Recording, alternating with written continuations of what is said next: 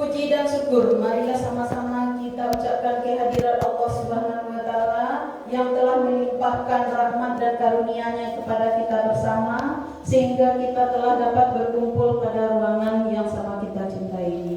Kemudian salawat beriring salam tidak lupa kita kirimkan kepada junjungan kita, yakni Nabi besar Muhammad SAW, yang telah meninggalkan dua pusaka kepada kita, yakni Al-Quran dan Hadis sebagai pedoman hidup dan kehidupan kita sehari-hari. Yang sama kita hormati Bapak Kepala Sekolah SDN 01 Salaweh, yang sama kita hormati Ibu CGP Angkatan ke-9 Ibu Rini Oktavia, seterusnya kepada ibu-ibu yang sudah hadir pada hari ini di ruangan yang sama-sama kita cintai ini. Baiklah, untuk saat ini kita akan mendengarkan ilmu yang sudah didapat oleh CGP di dalam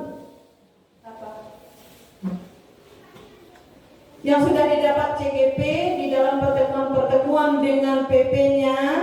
Untuk itu, hari ini beliau akan menyampaikan kepada kita yakni berbagi praktik baik dalam komunitas belajar. Demikian untuk acara selanjutnya, kami berikan waktu kepada CGP untuk melaksanakan kegiatan ini. Kepada Ibu kami persilakan. Terima kasih kepada Ibu Moderator yang telah memberi saya kesempatan untuk mempresentasikan tentang budaya positif modul 1.4. Assalamualaikum warahmatullahi wabarakatuh. Waalaikumsalam warahmatullahi wabarakatuh. Alhamdulillahi rabbil alamin. Assalatu wassalamu ala asrafil anbiya'i wal mursalin wa ala alihi wa ashabihi rasulillahi ajma'in. Puji dan syukur kita ucapkan kehadiran Allah Subhanahu wa Ta'ala, yang mana beliau telah melimpahkan rahmat dan karunia-Nya sehingga kita dapat berkumpul di ruangan yang kita cintai ini. Dan tak lupa pula kita kirimkan kepada Nabi kita, yakni Nabi besar Muhammad SAW, karena beliau telah membawa kita dari zaman kebodohan ke zaman yang terang benderang seperti yang kita rasakan pada saat ini. Yang sama-sama kita hormati Bapak Kepala Sekolah SDN Negeri 01 Salaweh, yang sama-sama kita hormati Ibu Majelis Guru SDN 01 Salaweh, dan seterusnya kepada karyawan SDN 01 Salaweh. Terima kasih sebelumnya kepada ibu-ibu yang telah hadir di dalam ruangan ini, karena saya ingin mempresentasikan yaitu tentang budaya positif modul 1.4. Di sini saya mengharapkan kepada ibu-ibu semua untuk aktif dan bersemangat. Bagaimana kabarnya ibu-ibu hari ini? Alhamdulillah baik, Bu. Alhamdulillah. Karena pada siang hari ini biasanya kita akan banyak mengantuk ini ibu-ibu. Nah, saya akan melakukan sebuah speaking. Jadi ibu-ibu, saya mengharapkan kepada ibu-ibu untuk mengambil posisi ke depan. Kita akan melakukan speaking biar ibu-ibu itu semangat untuk mengikuti paparan saya nanti tentang budaya positif. Silakan ibu-ibu mengambil tempat. Sabar ya ibu-ibu. Kita biar semangat, biar heboh kita nanti. Alhamdulillah baik, Bu. Kurang semangat ibu-ibu ini. Apakah sudah makan ibu-ibu? Alhamdulillah baik, luar biasa. Kurang kompak ibu-ibu ini. Sekali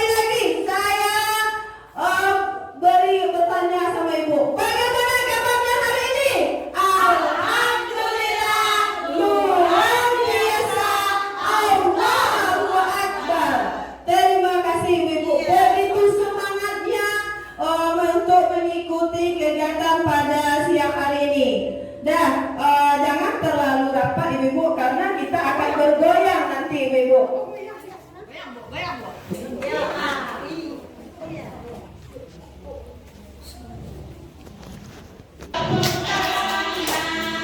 Tangan diputar-putar, tegaklah bahu. Iya, semangat ibu.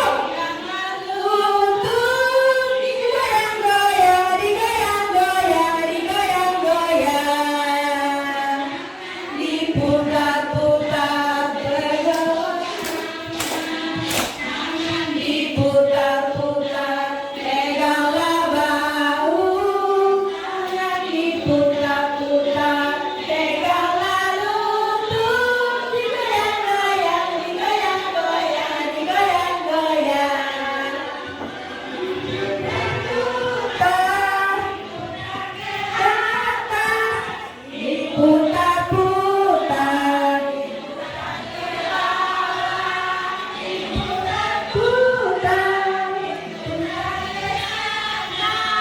Diputar-putar.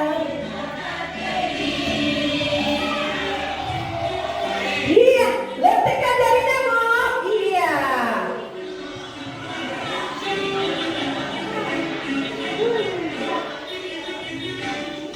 Iya, terima kasih ibu-ibu. Kami persilakan lagi ibu-ibu duduk di tempatnya masing-masing.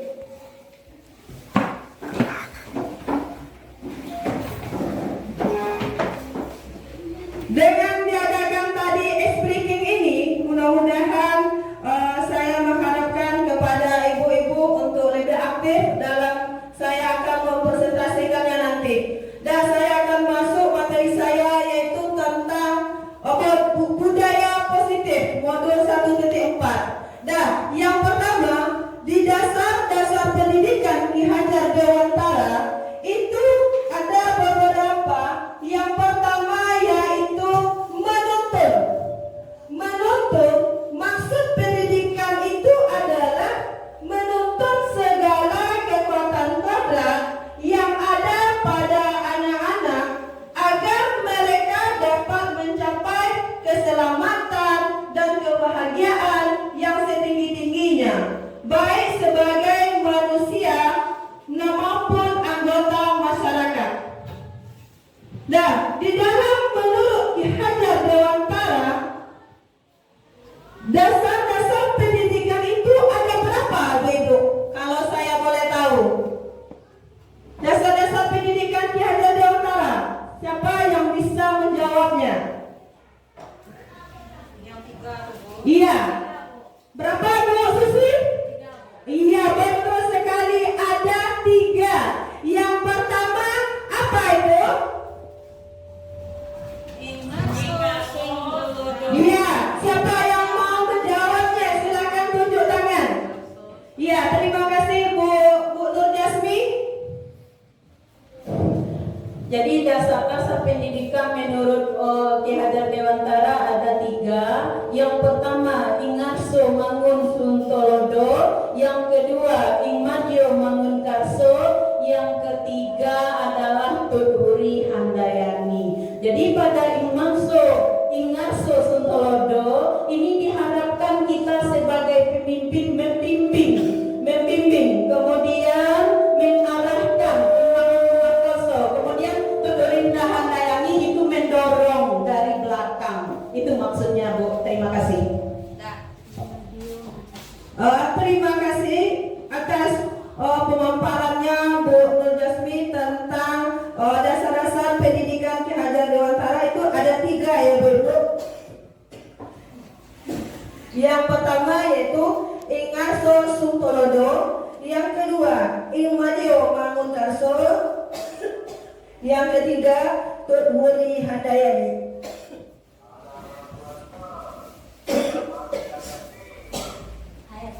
Kemudian dasar-dasar pendidikan Ki Hajar Dewantara yaitu kodrat anak merdeka. Dan manusia merdeka adalah manusia yang hidupnya lahir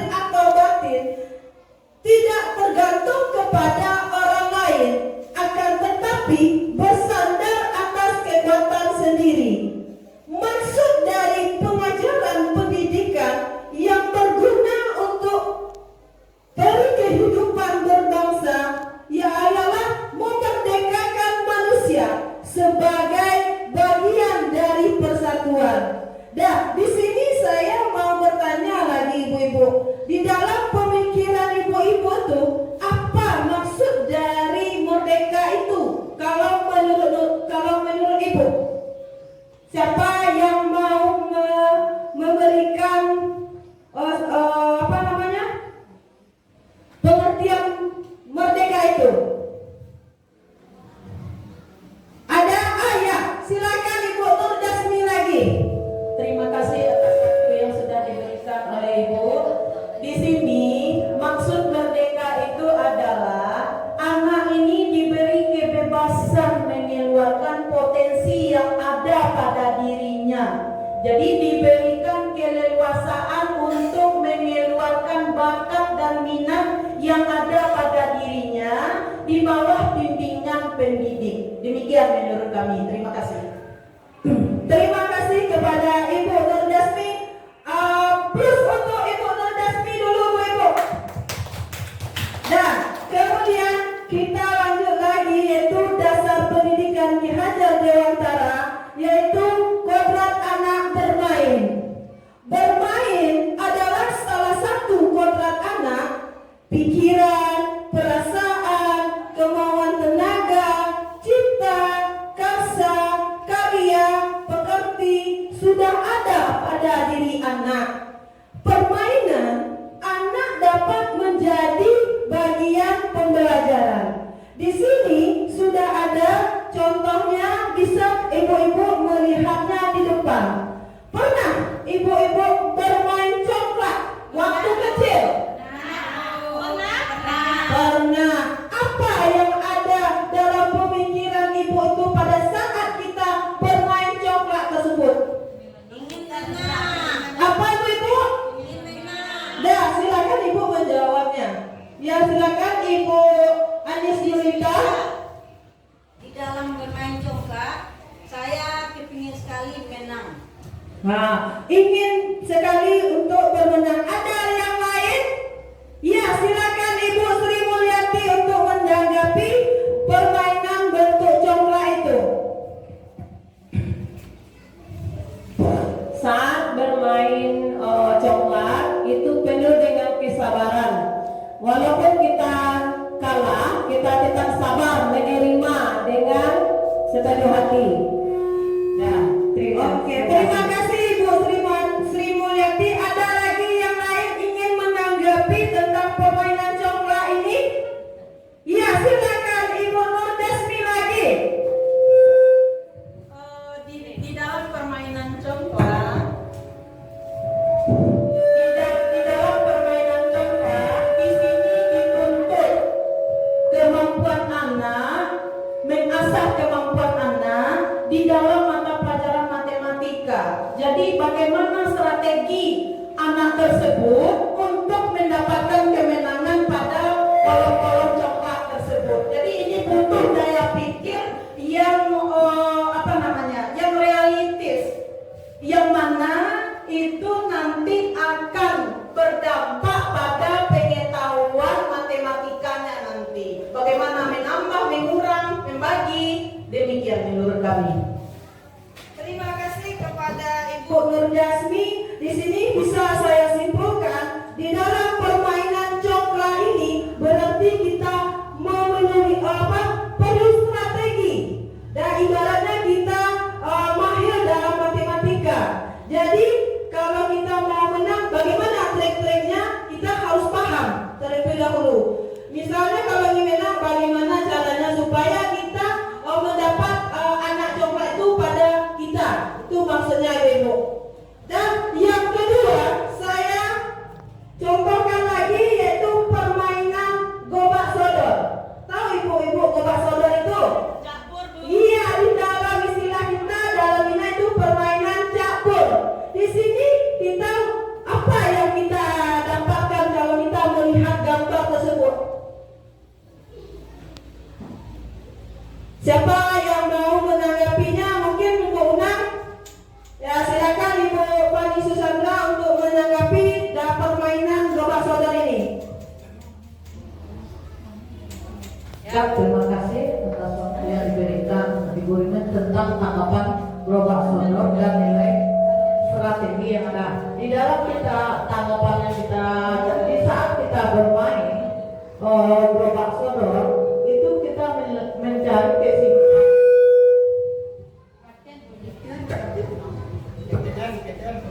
Kita mencari supaya lawan kita tidak memasuki arena yang harus dilewatinya. Bagaimana kita bertanggung jawab di posisi-posisi kita. Itu ada yang pertama, kedua, dan ketiga. Bagaimana kita memikirkan supaya lawan yang ada di depan kita tidak melewati halangan yang dari kita. Kita harus bertanggung jawab dan mempunyai strategi bagaimana strategi yang kita lakukan. Terima kasih. Terima kasih atas paparannya Bu Fani Susandra. Mungkin ada yang lain sebelum saya simpulkan. Ada? Ada lagi Bu? Mungkin Ibu Nur Jasmi untuk menanggapinya, silakan.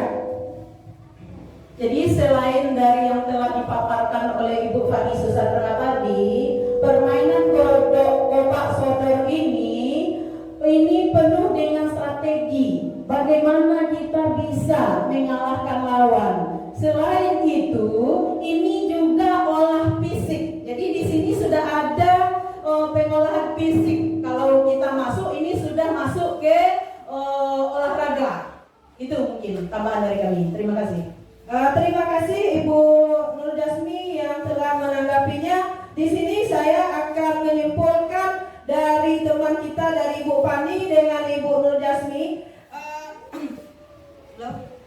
Nah, kesimpulannya yaitu di dalam permainan gerobak sodor ini kita memerlukan strategi. Strateginya di sini kita mempertahankan posisi-posisi kita. Misalnya di posisi 1, posisi 2, posisi ketiga. Bagaimana lawan itu tidak bisa melanjutkan ke garis finish nanti. Di dalam olahraga itu Ibu. Di dalam olahraga itu bisa ditanamkan di sana itu tentang kelincahan kita bergerak, kelincahan ke kanan, kelincahan ke kiri. Itu kesimpulan dari permainan gerobak sodor itu. Nah, kita lanjut lagi, yaitu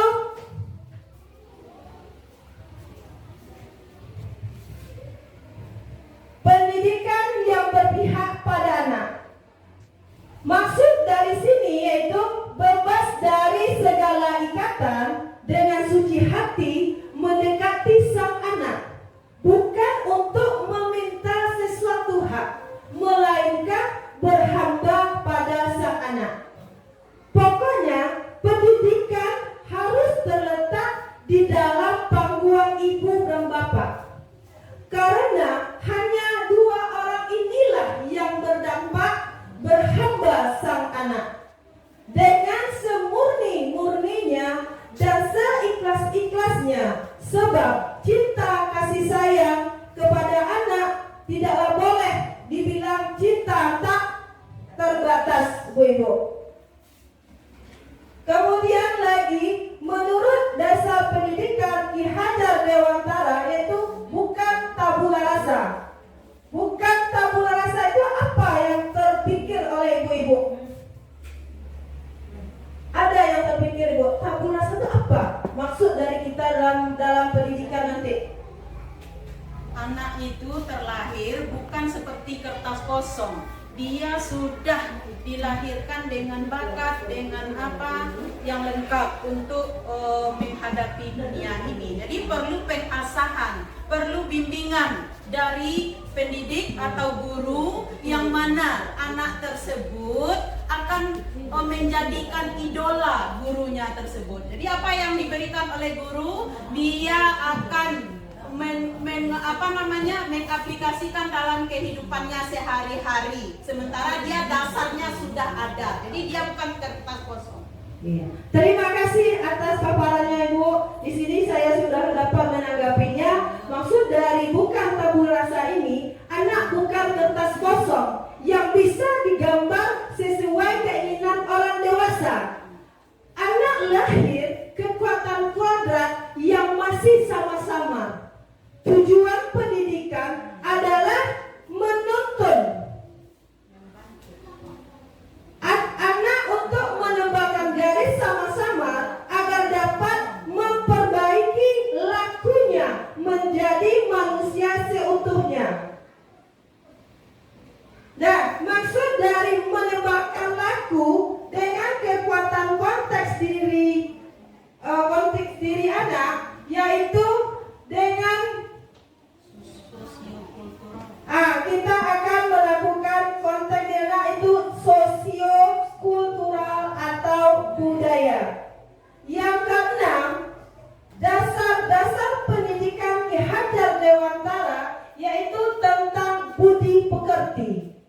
Dan budi pekerti ini yang terbayang oleh ibu-ibu bagaimana ini ibu-ibu?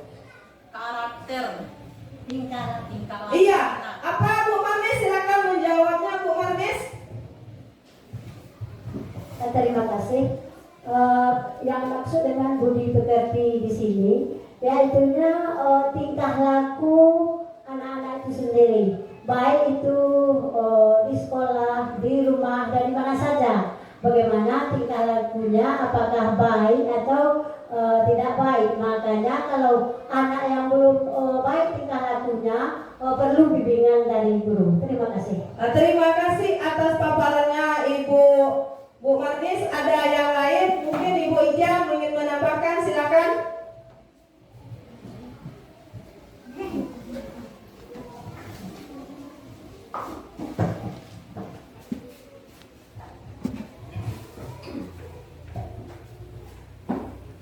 Baik, terima kasih Ibu ini. Baiklah, saya akan menambahkan sedikit tentang budi pekerti. Jadi budi pekerti anak ini sama juga dengan Ibu Maris tadi, itu adalah tingkah laku anak. Tingkah laku anak itu yang harus kita perbaiki. Kalau ada anak kita yang bertingkah lakunya kurang baik, kita beri panduan atau arahan supaya anak ini berbudi pekerti yang sangat baik dan sangat disukai oleh Allah Subhanahu wa taala. Terima kasih. Terima kasih Ibu Bu Ija atas tanggapannya. Di sini bisa kita simpulkan budi pekerti ini adalah tingkah laku atau bersatunya perpaduan harmonis antara gerak pikiran, perasaan, dan kehendak atau kemauan sehingga menimbulkan tenaga atau semangat. Contohnya di sini saya akan mencontohkan, misalnya anak itu sudah terbiasa misalnya pulang atau pergi, dia bersalaman oleh orang tuanya. Dia akan membiasakan dimanapun dia berada. Misalnya dia datang ke sekolah, pasti dia akan bersalaman sama guru. Sekarang kita kan sudah melaksanakannya, bersalaman guru dengan guru, bersalaman guru dengan murid. Itu sudah termasuk budi pekerti yang bagus itu Bu Ibu. Nah, kita lanjut lagi, yaitu tentang dasar pendidikan Ki Hajar Dewantara yang ketujuh, yaitu seorang petani. Seorang petani dalam hakikatnya sama kewajibannya dengan seorang pendidik.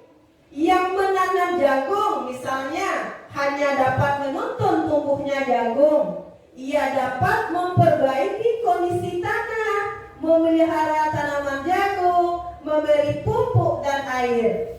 Kemudian membasmi ulat-ulat atau jamur-jamur yang mengganggu hidup tanaman padi dan lain sebagainya. Dan di sini bisa Ibu lihat itu bagaimana kita menanam jagung supaya jagung itu dengan subur. Kalau kita ibaratkan sekitar seorang guru, bagaimana kita untuk anak kita, bagaimana anak itu bagaimana sukses, bagaimana tindakan Ibu kalau kita sebagai guru. Bisa Ibu menjelaskan atau yang ingin menanggapi maksud dari gambaran ini kalau dihubungkan dengan pendidikan? Ya, saya minta kepada Ibu Rinci Ramadana untuk menanggapinya, silakan. Baiklah Bu, di sini saya coba menanggapi bagaimana cara kita menjadikan anak kita atau kiat-kiat membuat anak kita sukses. Sama sepertinya kita menanam sesuatu tumbuhan. Anak-anak itu ibaratkan adalah sebuah bibit. Bagaimana kita menanam bibit itu akan supaya tumbuh menjadi tumbuh besar dan berbuah yang lebat dan bisa bermanfaat untuk orang banyak. Cara kita adalah dengan memberikan pendidikan karakter, menanamkan sikap-sikap positif, nilai-nilai positif kepada anak-anak kita. Kalau untuk kepintaran, anak-anak itu bisa belajar dari apa saja. Tetapi untuk pendidikan karakter ini adalah dasar anak kita untuk menjadikan anak kita itu berpendidikan, mempunyai sikap yang baik. Bisa dia membedakan yang baik dengan yang buruk. Apa yang dilakukannya itu tahu dia dampak dari yang dikerjakannya. Apalagi sekarang ini kalau kita kaitkan kita banyak anak-anak kita yang berperilaku suka membuli-buli teman. Itu adalah kurangnya pendidikan kita terhadap sikap anak kita. Kita kurang menanamkan nilai-nilai Pancasila. Anak-anak ini mungkin terbiasa dengan bermain gadget atau dia terbiasa anak-anak ini sudah lepas kendali karena kemajuan teknologi yang tidak bisa dipilah-pilahnya. Itulah peran kita sebagai guru menanamkan kepada anak kita supaya dia tidak terjerumus kepada hal-hal yang tidak baik. Mungkin itu sedikit, Bu. Terima kasih. Terima kasih Ibu Ice Ramadona yang telah memaparkan mengenai cara maksud dari penanaman jagung tersebut. Mungkin ada lagi yang tambahannya? Mungkin Ibu Nur Jasmi bisa ingin menambahkan? Silakan. Terima kasih atas waktu yang sudah diberikan oleh Ibu Rini Octavia. Di sini saya sependapat dengan Ibu Ice Ramadona. Kita ibaratkan anak itu adalah bibit tanaman. Jadi anak itu bibit tanaman. Kita perlu mengasah, mengolahnya. Jadi bagaimana cara kita mengasah? Kalau anak itu bibitnya sudah bibit unggul, bagaimana kita agar bibit tersebut tidak dimakan hama karena pergaulan? Jadi kita arahkanlah.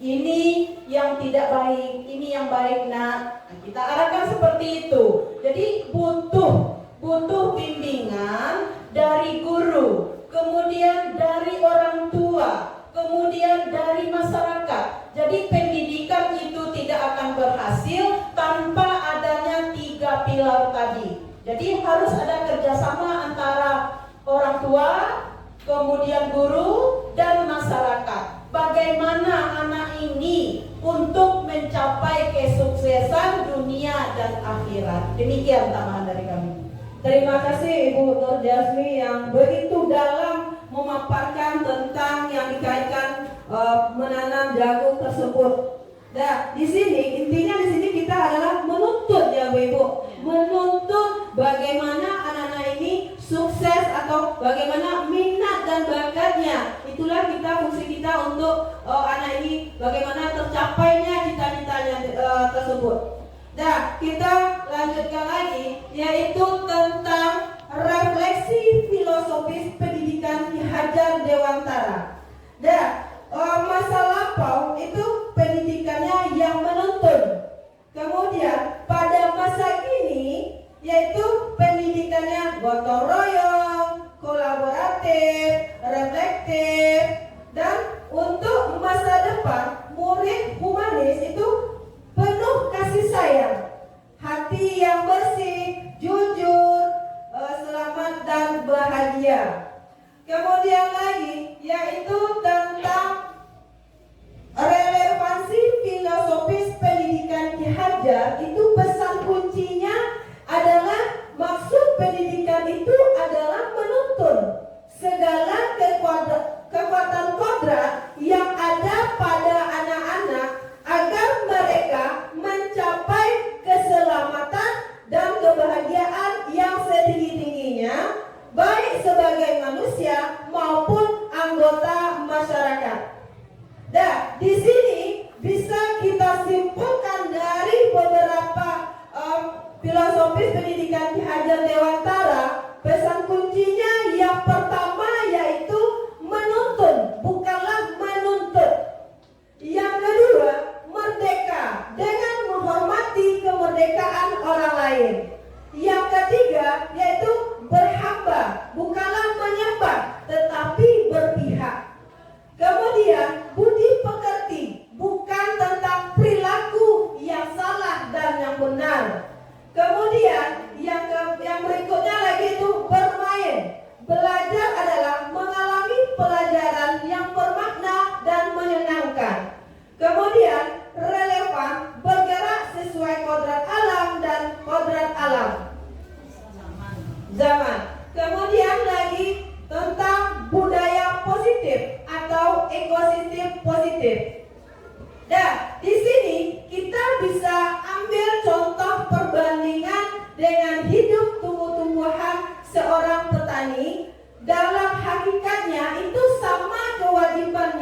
dengan seorang pendidik yang menanam padi, misalnya hanya dapat menuntun tumbuhnya padi. Ia dapat memperbaiki kondisi tanah, kemudian memelihara tanaman padi, memberi pupuk dan air, kemudian membasmi ulat-ulat atau jamur-jamur yang mengganggu hidup tanaman pada padi dan lainnya. Dan di sini ada perubahan paradigma stimulus respon atau teori kontrol.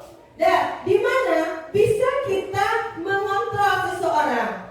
Dan contohnya stimulus respon. Dan di sini kita contohkan, kita mencoba mengubah orang agar berpandangan sama dengan kita. Bagaimana teori kontrolnya? Itu bisa kita lakukan dengan berusaha memahami pandangan orang lain tentang dunia. Kemudian yang kedua yaitu perilaku buruk dilihat sebagai suatu kesalahan. Dan teori kontrolnya di sini yaitu semua perilaku memiliki tujuan. Yang ketiga yaitu orang lain bisa mengontrol saya. Teori kontrolnya di sini hanya Anda yang bisa mengontrol diri Anda. Nah, kemudian apakah makna disiplin? Dan sebelum saya memaparkan sebuah disiplin, saya ingin mau bertanya terlebih dahulu kepada ibu-ibu. Kata-kata disiplin itu apa yang terpikir oleh ibu-ibu? Yang ingin menjawabnya silakan ajukan tangan. Ya, silakan Ibu Muridah. Terima kasih Bu Rini atas waktunya. Disiplin itu kalau pendapatmu yaitu mengenai kehadiran, yaitu misalnya tata tertib, cara belajar murid. Ya, terima kasih Ibu Muridah. Mungkin ada lagi tambahannya. Mungkin Ibu Anis Yulita ingin menambahkan apa itu disiplin. Terima kasih atas waktunya yang diberikan. Di sini saya melihat disiplin. Kedisiplinan itu suatu tuntutan dari diri atau dalam diri seseorang, yaitu menggunakan waktu yang seefisien mungkin untuk belajar, yaitu mengendalikan diri dan memanfaatkan waktu yang seefektif-efektifnya. Hanya sekian. Terima kasih Ibu Anis. Mungkin ada lagi tambahannya? Ya, silakan Ibu Marnis. Nah, terima kasih. Jawaban dari Bu Mulida sama Bu Anis tadi itu sudah tepat. Cuma saya menambah sedikit yang disebut dengan ayat disiplin, yaitunya apapun pekerjaan yang kita lakukan, baik itu di mana saja, harus dengan tepat waktu. Jadi artinya waktu itu yang kita tepat waktu gitu. Misal contohnya Bu, misalnya kita belajar di sekolah, jam berapa kita seharusnya datang ke sekolah. Nah, misalnya jam 7. Jadi sebelum jam 7 itu kita harus bersiap-siap supaya kita nantinya jangan terlambat. Sekian saja. Terima kasih. Terima kasih Ibu Marnis. Mungkin ada lagi tambahannya? Ya. Iya, silakan Ibu Nur Dasmi. Biar diskusi kita semangat lagi. Terima kasih atas waktu yang sudah diberikan. Di sini kami menambahkan sedikit. Jadi disiplin ini meletakkan atau bekerja sesuai dengan porsinya, sesuai dengan tempatnya. Jadi bekerja, melaksanakan sesuatu sesuai dengan porsi dan tempat, juga waktunya. Jadi meletakkan sesuatu pada tempatnya. Demikian, terima kasih. Terima kasih Ibu Nur Dasmi. Ya, tepuk tangan dulu Ibu. Ya, terima kasih. Di sini kata disiplin, bahasa Latinnya yaitu disiplin, yang artinya itu belajar. berasal dari kata ini berkonotasi dengan disiplin diri dari murid-murid dan Plato. Disiplin diri membuat orang menggali potensi menuju sebuah tujuan apa yang dia hargai. Kemudian, namun di dalam budaya kita, makna kata disiplin itu telah berubah menjadi sesuatu yang dilakukan seseorang pada orang lain untuk mendapatkan kepatuhan. Kecenderungan umum maksudnya itu menghubungkan kata disiplin dengan ketidaknyamanan, bukan dengan apa yang kita hargai atau pencapaian suatu tujuan mulia. Nah, di sini ada teori motivasi perilaku manusia, yaitu ada 3 bagian. Yang pertama yaitu untuk menghindari ketidaknyamanan hukuman, itu motivasinya eksternal. Contoh dari motivasi eksternal itu apa dalam pikiran ibu-ibu? Siapa yang mau menanggapinya silakan. Yang eksternal itu Bu, contohnya apa? Kalau kita kaitkan dengan perilaku manusia. Mungkin ini maksudnya motivasi eksternal itu artinya luar. Jadi motivasi ini berasal dari luar diri kita. Contoh, Kita melakukan sesuatu ingin mendapatkan pujian. Itu contohnya. Jadi berasal dari luar. Jadi ingin mendapatkan pujian atau ingin karena kita mau mendapatkan hadiah. Nah, mungkin itu maksudnya eksternal. Berarti dari luar diri. Kemudian yang untuk internalnya, Kalau internal ini berasal dari dalam diri. Jadi ada kemauan kita tanpa paksaan. Contoh, kita ingin pintar. Jadi kita belajar.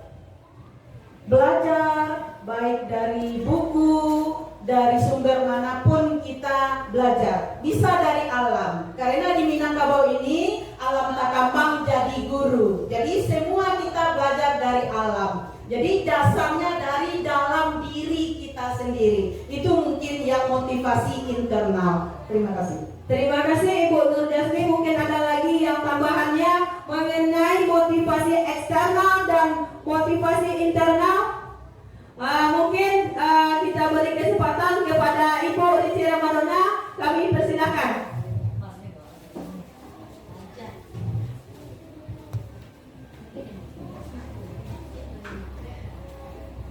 Baik, terima kasih atas waktunya Bu. Di sini contoh motivasi atau maksudnya yang dimaksud dengan motivasi eksternal itu contohnya misalnya kita berpartisipasi dalam perlombaan karena kita ingin mendapat hadiah pulang.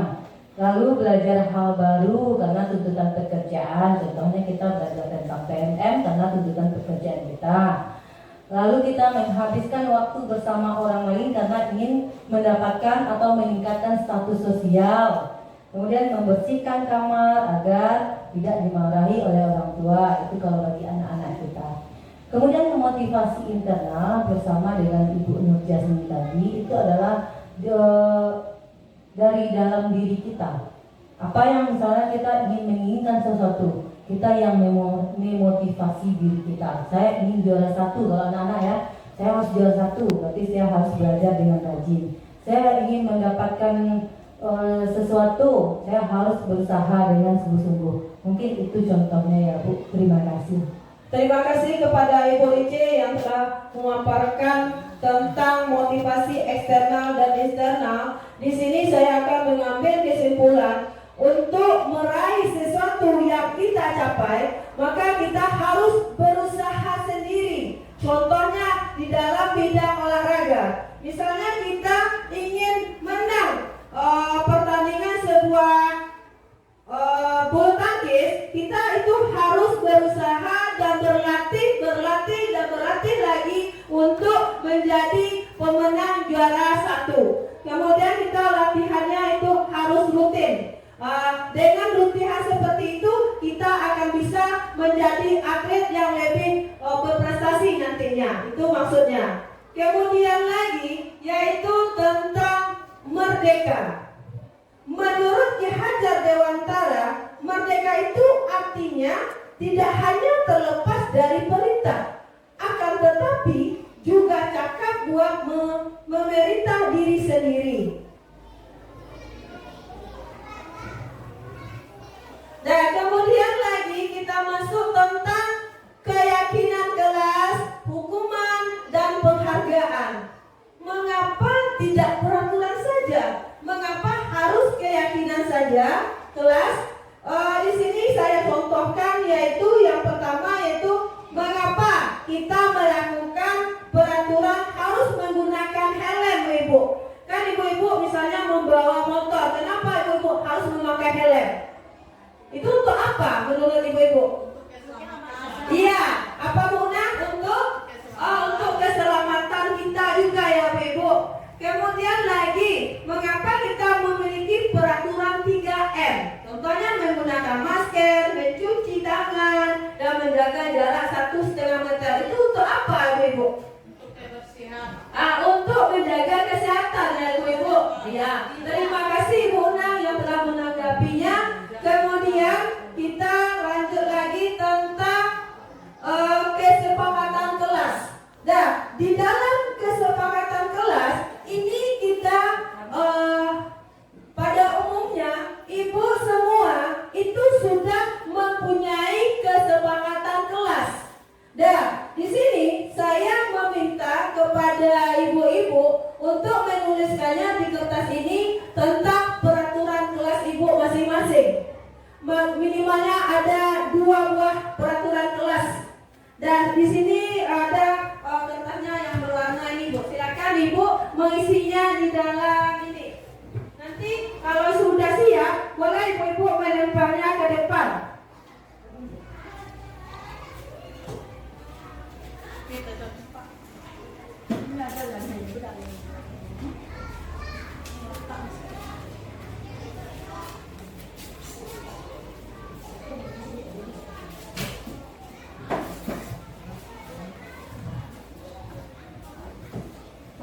Nah, peraturan kelas dulu Bu Ibu.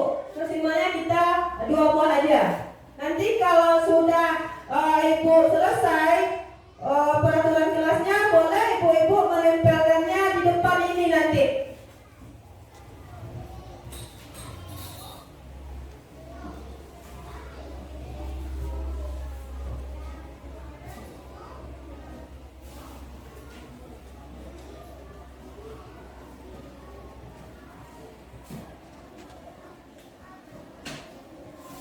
Kalau sudah siap, boleh ibu-ibu mengantarkannya ke depan.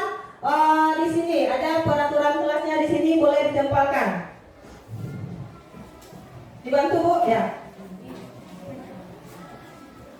Ada satu dulu tentang peraturan kelas. Yang lain bagaimana ibu-ibu?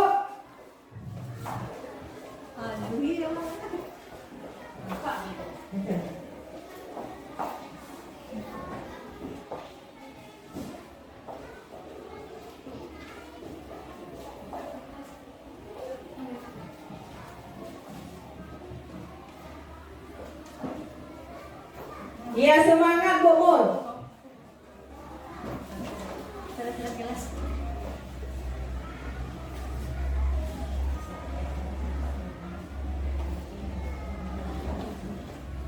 Ada lagi ibu-ibu, silakan menempelnya di depan ini.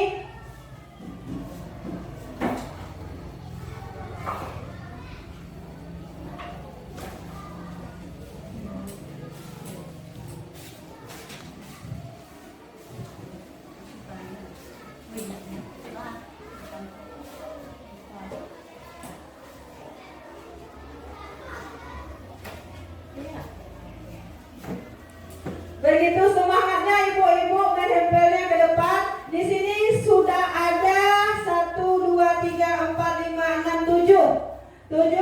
Di sini saya akan membacakan tentang peraturan kelas ibu-ibu masing-masing. Yang pertama itu datang tepat waktu.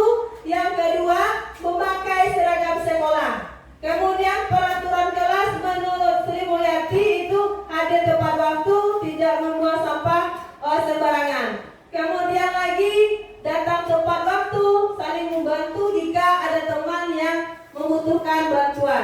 Kemudian lagi mengatur piket kelas.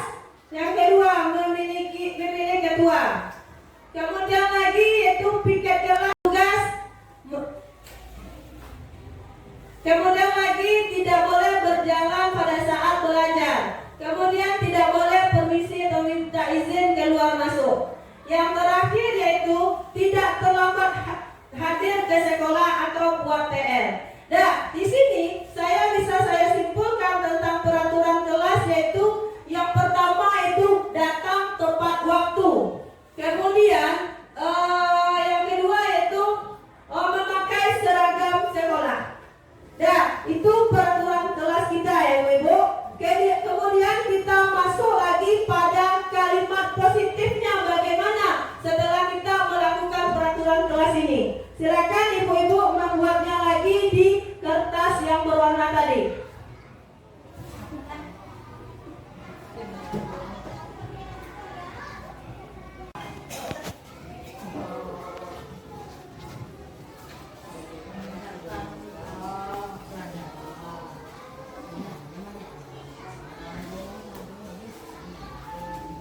Ya, begitu semangatnya Ibu Rice Ramadona menempelkan ke depan dengan jawaban kalimat positifnya. Terima kasih Ibu Rice Ramadona. Kemudian siapa lagi? Ayo ibu-ibu. Semangat Ibu. Iya, semangat lagi Ibu kita ini ya, Ibu senior kita yang ada di SDN 01 Solaweh. Nah, tambah lagi Ibu Ija, ini adalah guru agama kita di SDN 01 Solaweh. Kemudian Ibu Sri Mulyati lagi. Tambah ini rekan sejawat saya, yaitu Ibu Pani Susandra yang telah selesai membuat sebuah kalimat positifnya. Iya, ini bunda saya Ibu Anis juga sudah siap. Nah, di sini bisa saya minta kepada Ibu Ija yaitu membacakan kalimat positif yang ada di depan ini. Silakan kepada Ibu Ija membacakannya. Terima kasih Ibu Rini. Yang pertama kalimat positifnya itu pertama bertanggung jawab dan kemudian saling menghargai. Yang kedua berdoalah sebelum makan. Yang ketiga siswa diharapkan tepat waktu. Terus menjaga kebersihan dan menjaga sehat dan akan menjadikan kita sehat. Tidak boleh berkata-kata kotor. Menjaga kebersihan, membuanglah sampah pada tempatnya. Lanjut lagi yaitu menjaga kebersihan juga sama, kemudian mengerjakan tugas yang diberikan. Yang terakhir menyalami teman-teman yang hadir dan berdoa sebelum belajar. Terima kasih. Terima kasih kepada Ibu Ija yang telah membacakan kalimat positif guru-guru di sini. Di sini bisa kita simpulkan kalimat positifnya yang pertama itu bertanggung jawab. Yang kedua yaitu menjaga kebersihan. Kemudian lagi kita mengerjakan tugas itu kalau ada PR dikerjakan di rumah. Kemudian kita lanjut lagi yaitu tentang keyakinan kelas kita masing-masing seperti apa Ibu-ibu. Bisa Ibu-ibu menulisnya lagi di sini. Sebanyak dua buah tentang keyakinan kelas kita. Karena saya yakin di dalam kelas kita masing-masing itu ada itu. Sekarang saya meminta Ibu kembali membuatnya dan akan menempel di depan ini tentang keyakinan kelas.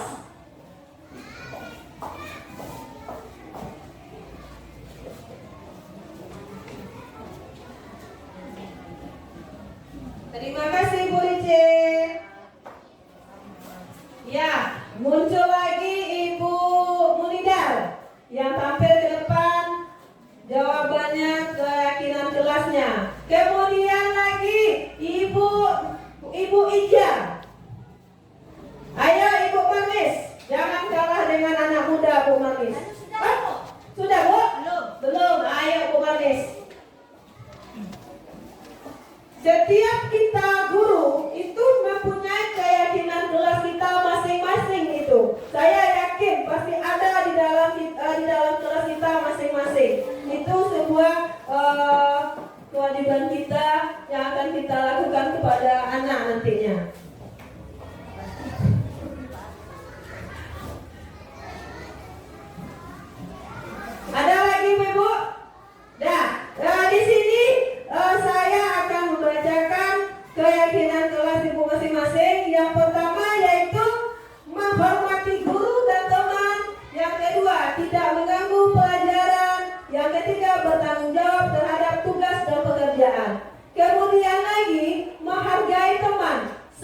membantu, disiplin, mandiri, kemudian piket kelas sesuai jadwal, kemudian datang tepat waktu, mandiri, disiplin, menjaga kebersihan. Dan di sini bisa saya simpulkan keyakinan kelas kita yang pertama yaitu disiplin, yang kedua yaitu kita saling menghormati dan menghargai sesama manusia. Kemudian lagi yaitu menjaga kebersihan. Itu beberapa keyakinan kelas kita. Sekarang kita lanjut lagi yaitu kegiatan pendalaman keyakinan kelas. Ini kita akan menggunakan tabel T dan Y. Sudah pernah Ibu mendengarkan tabel T dan Y ini Ibu? Sudah atau belum? Belum. Nah, kalau belum, saya akan menjelaskan sedikit mengenai keyakinan kelas tabel T dan Y ini. Contoh di tabel IT ini adalah suatu yang terlihat dan tidak terlihatnya. Contohnya ada positifnya, ada negatifnya. Di dalam tabel T itu, misalnya kita hormat. Untuk terlihatnya seperti apa? Contohnya, saya contohkan dulu. Yang tabel T untuk hormat itu saling bersalaman setiap hari. Kemudian yang tidak terlihat itu acuh tak acuh saja kepada sesama manusia. Mungkin ada yang lain contoh untuk hormat tersebut. Tadi saya contohkan tentang bersalaman sesama manusia, itu yang terlihat ya Ibu. Sedangkan yang tidak terlihat di sini itu kita acuh tak acuh saja kepada sesama manusia. Mungkin ada lagi contoh lain yang mengenai tentang hormat. Mungkin Bu Magnis atau Bu Anis bisa memberikan contoh.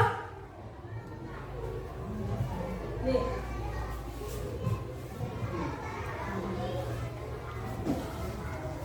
Itu seperti itu yang tabel T itu yang tampak seperti datang tepat waktu, yang tidak tampaknya itu sering hadir terlambat.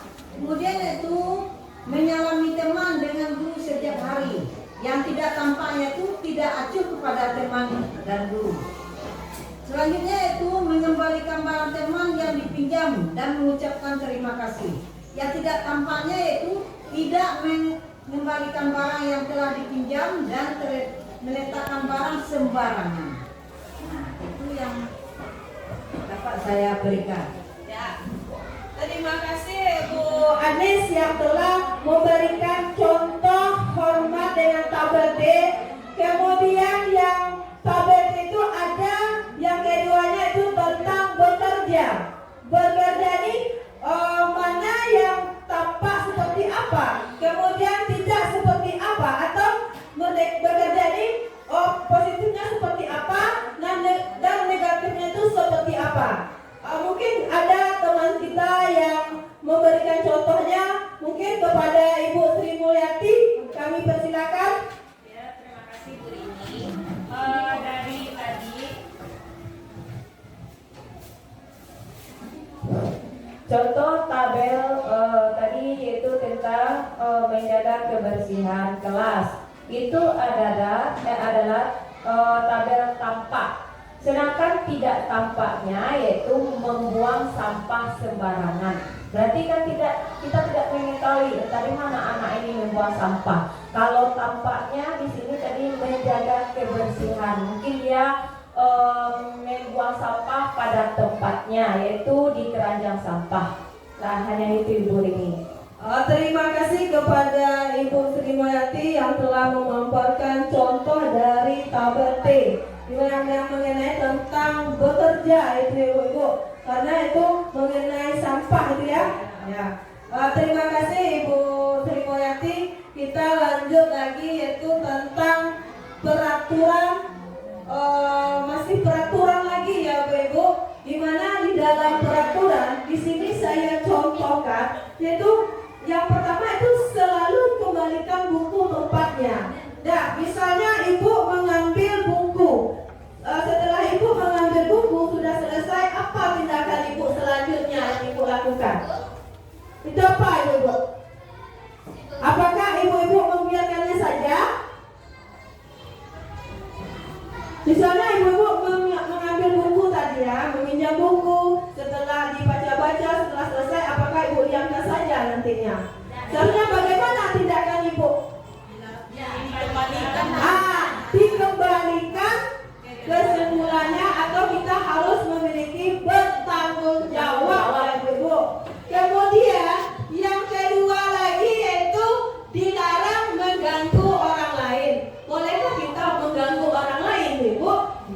Tidak. Itu berarti kita nilai kebajikan yang kita tuju di sini adalah menghormati orang lain dan diri sendiri. Kemudian lagi yang ketiga itu hadir di sekolah 15 menit sebelum pembelajaran dimulai. Nilai kebajikan apa yang tumbuh di sana? Ibu, silakan Ibu Ije. Disiplin, tanggung jawab. Ya, terima kasih Ibu Ije. Kemudian lagi contoh yang terakhir yaitu dilarang melakukan kekerasan. Itu nilai kebajikan yang dituju itu seperti apa? Mungkin Bu Ija menjawabnya itu.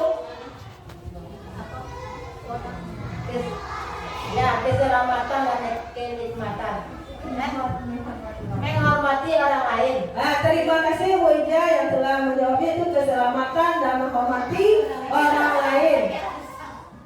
Dan di sini ada sebuah tindakan guru, misalnya ini adalah termasuk hukuman, sanksi atau konsekuensi. Apakah itu sama hukuman atau itu sama atau berbeda, Ibu? Sama atau berbeda? Berbeda ya Ibu? Ya, berbeda. Nah, sekarang di sini ada sebuah tindakan guru. Yang pertama itu mencatat 100 kali di dalam buku kalimat, saya tidak akan terlambat lagi. Karena terlambat ke sekolah itu termasuk hukuman atau konsekuensi, Ibu. Berarti Ibu, iya betul sekali Ibu, itu sudah termasuk hukuman namanya Ibu. Kemudian lagi contoh yang kedua, lari mengelilingi lapangan basket 2 kali karena terlambat hadir di sekolah, itu termasuk hukuman atau konsekuensi Ibu? Iya, pintar sekali ibu-ibu, guru hebat semuanya. Kemudian contoh yang terakhir yaitu murid diminta untuk push up 15 kali karena tidak menggunakan masker ke sekolah. Hukumankah atau konsekuensi? Hukuman. Iya, betul Bunda. Hukuman atau konsekuensi? Hukuman. Ya, betul sekali. Terima kasih Bunda. Dan di sini perbedaan hukuman dan sanksi atau konsekuensi. Yang pertama hukuman, itu sesuatu yang menyakitkan harus terjadi. Nah, perbedaannya di sini tentang konsekuensi itu sesuatu harus terjadi. Kemudian contoh yang kedua, perbedaan hukuman itu membuat anak sakit fisik maupun hati untuk jangka waktu lama. Jadi perbedaan konsekuensi itu apa Ibu? Apa?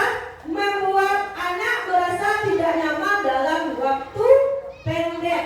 Nah, kita lanjut lagi yaitu mengenai posisi kontrol. Nah, posisi kontrol kita sebagai guru yaitu ada 5 Ibu.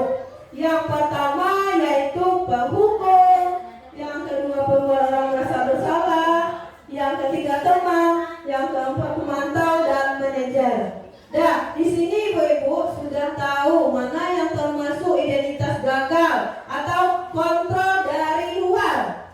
Kontrol dari luar ini terbagi atas 2, yaitu penghukum dan pembuat orang merasa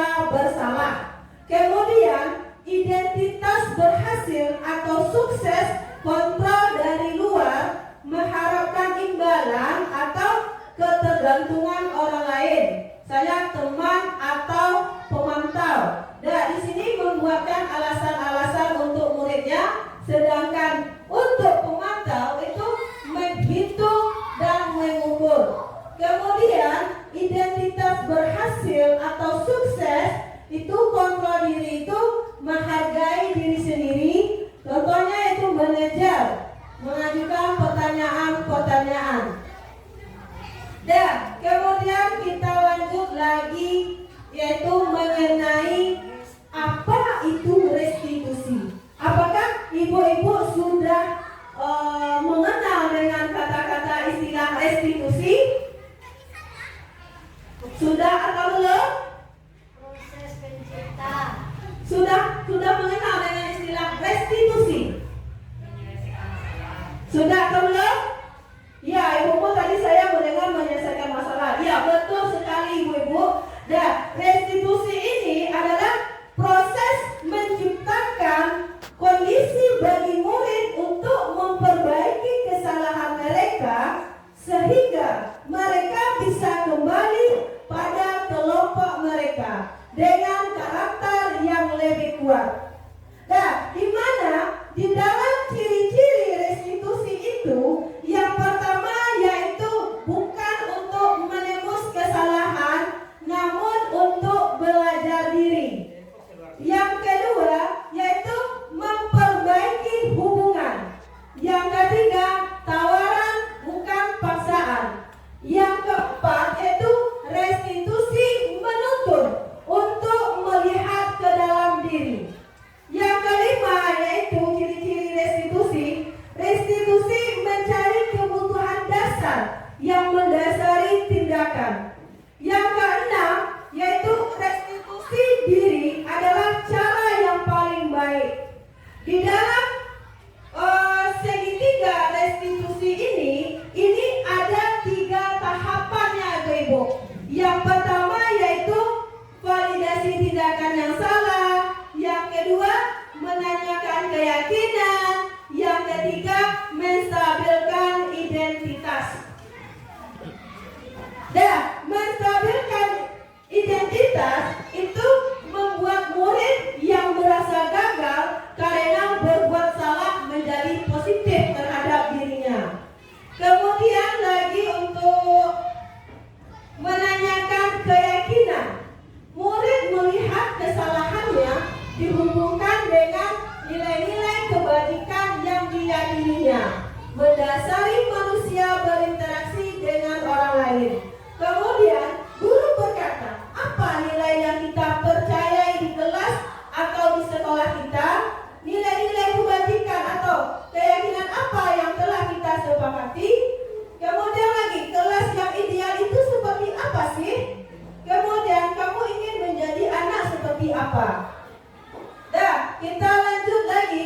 Di sini saya ada beberapa contoh permasalahan di dalam restitusi ini pada anak kita, yaitu pada anak kelas 4, yaitu tentang kasus anak sedang makan sambil belajar. Di sini ibu-ibu bisa mendengarkannya.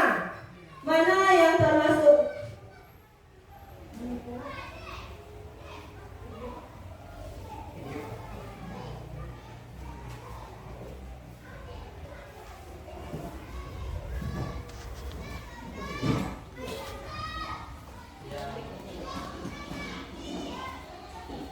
Ya, Faizal lagi ngapain? Sudah tutup dulu nak. Nanti makannya kamu kerjakan ulangan hariannya lagi ya nak ya. Nah, permasalahan anak di sini pada waktu itu dia melakukan ulangan harian. Ternyata ada satu orang anak dia makan sambil melihat ke bawah. Kemudian yang restitusinya menstabilkan identitas. Di sini bisa ibu melihatnya yaitu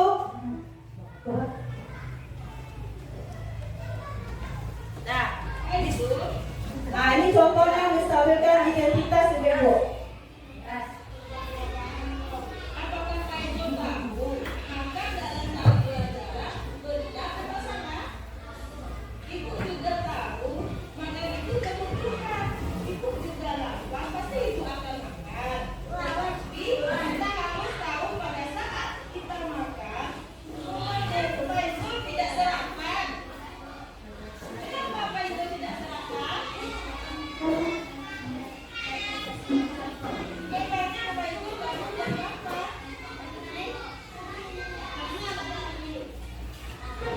Nah, itu yang termasuk menstabilkan identitas Ibu.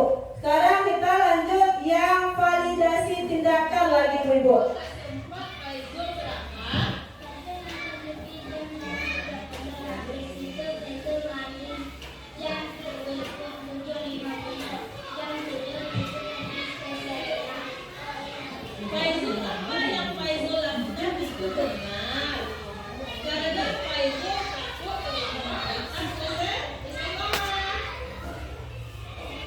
Itu yang validasi tindakan.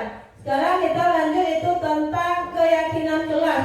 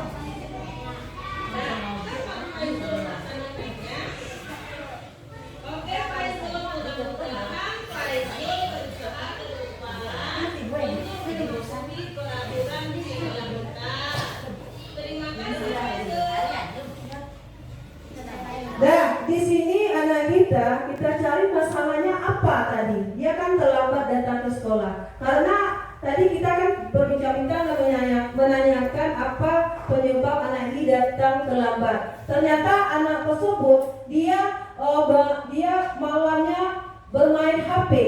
Jadi sampai jam 11 makanya anak itu terlambat datang ke sekolah. Dan kemudian kita memberikan arahannya lagi, maka dapat kita pecahkan masalah anak tersebut. Nah, di sini yang terakhir umpan balik siswa lagi Ibu.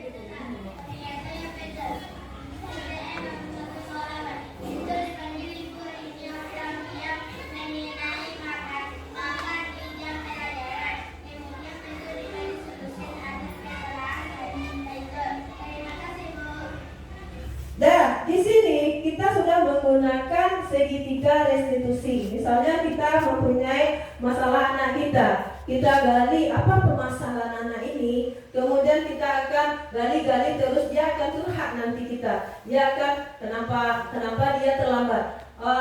Nanti dia akan menjelaskan kenapa dia terlambat, kemudian kita memberikannya solusinya biar anak tersebut tuh tidak terlambat datang ke sekolah. Nah, yang kita lanjut lagi di sini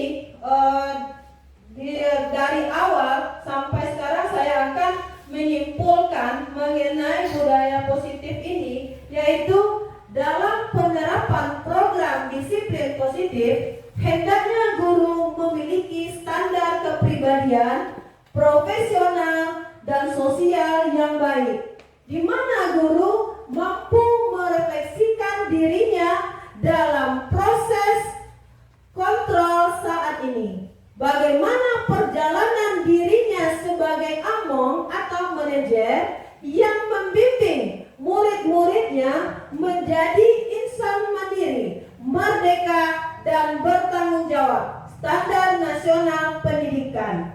Nah, di sini saya sudah menyimpulkan tentang budaya positif. Kalau ada kata-kata saya yang kurang pada tempatnya, saya minta maaf. Saya sudahi dengan Assalamualaikum warahmatullahi wabarakatuh. Waalaikumsalam warahmatullahi wabarakatuh. Coba di apa dulu itu? Lanjut Mas. Protokol. Mantap. Tepuk tangan dulu. Nah, kita berikan aplaus untuk Ibu Rini Octavia. Dan demikian pemaparan dari Ibu CGP kita, Ibu Rini Octavia. Mudah-mudahan apa yang beliau sampaikan tadi dapat bermanfaat bagi kita untuk melaksanakan tugas kita kita sebagai seorang pendidik di sekolah ini. Demikian saja acara kita pada siang hari ini. Saya sebagai protokol mohon maaf jika ada kesalahan. Saya tutup saja dengan wabillahi taufik wal hidayah. Assalamualaikum warahmatullahi wabarakatuh.